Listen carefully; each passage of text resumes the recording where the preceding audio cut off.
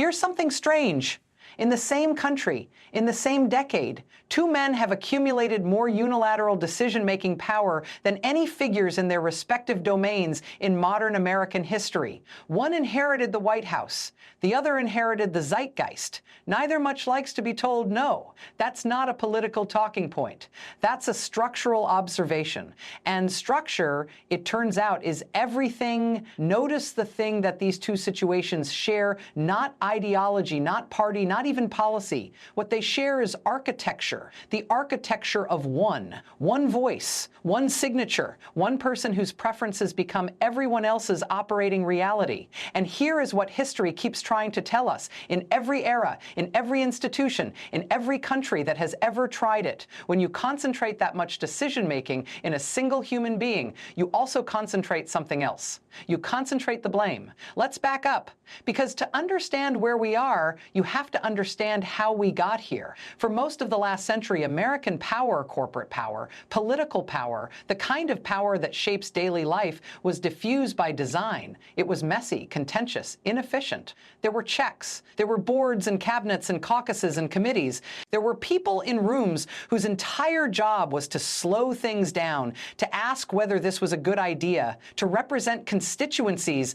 that wouldn't otherwise have a seat at the table. This was, by most accounts, deeply frustrating to people who had ideas and wanted to move fast. So gradually, and then all at once, the frustration won. In corporate America, the model of the visionary founder king was rehabilitated, not just accepted, but celebrated.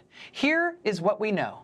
In the years between roughly 2010 and 2025, the governance structures of America's most prominent institutions, tech companies, media organizations, political campaigns, consolidated power at the top in ways that would have been considered structurally alarming a generation earlier. Boards were weakened. Chiefs of staff were sidelined. Dissenting voices were reframed as resistance, as obstacles, as people who just didn't get it. Consider what that means in practice. When a company or a government or any institution is organized around the judgment of a single person, every decision carries that person's fingerprints. That sounds empowering. It is until it isn't, because here's the flip side of the founder king model that doesn't make it into the hagiographies.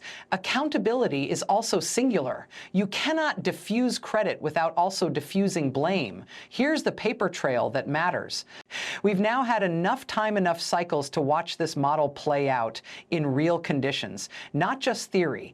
What the record shows across domains and across political affiliations is consistent. When things go right under a consolidated power structure, the singular leader gets credit with extraordinary efficiency. The feedback loop between action and praise is tight and fast. This is why the model is seductive. It feels like strength. But when things go wrong, and things always eventually go wrong, the same feedback loop runs in reverse. There is nowhere to distribute the accountability. There is no committee to point to. There is no previous administration's policy to blame. There is no opposing faction within the organization to assign the failure to. The decision came from one place. The responsibility lands in one place. This isn't a political argument.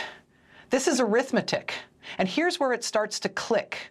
The two kings of our current moment, the one in the Oval Office and the one in whatever building best represents the commanding heights of the technological economy, are both right now living this arithmetic in real time. Both made decisions that were theirs alone to make. Both moved at a speed that made accountability structures feel like weakness. Both, in their respective spheres, cleared the field of people who might have said, wait, consider this. Here's the thing you're not seeing. And now consider the current moment carefully. Both are operating in conditions that have turned difficult. Supply chains are stressed. Markets have repriced. Alliances that seem durable have frayed. Public confidence, the kind that gets measured in polling and approval ratings and stock prices and user sentiment, has softened in ways that are hard to reverse quickly. There is no one else to call. There is no deputy who made the call. There was no committee. The king decided. The king must now account for the decision. Here's the part that should concern all of us, and this is true regardless of where you sit politically. The consolidation of power is not just a liability for the person who holds it. It's a liability for everyone downstream of their decisions. When the structure of an institution is built around a single person's judgment, the institution becomes fragile in a particular, specific way. It becomes as fragile as that person's judgment.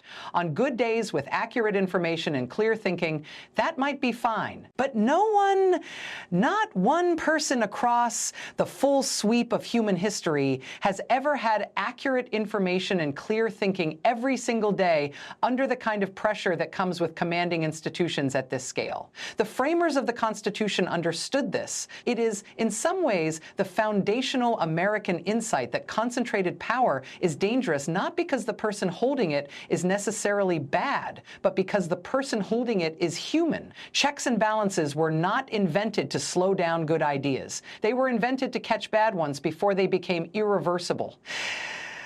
What we don't yet know is whether either of these situations, political or corporate, has already passed the point where course correction is structurally possible.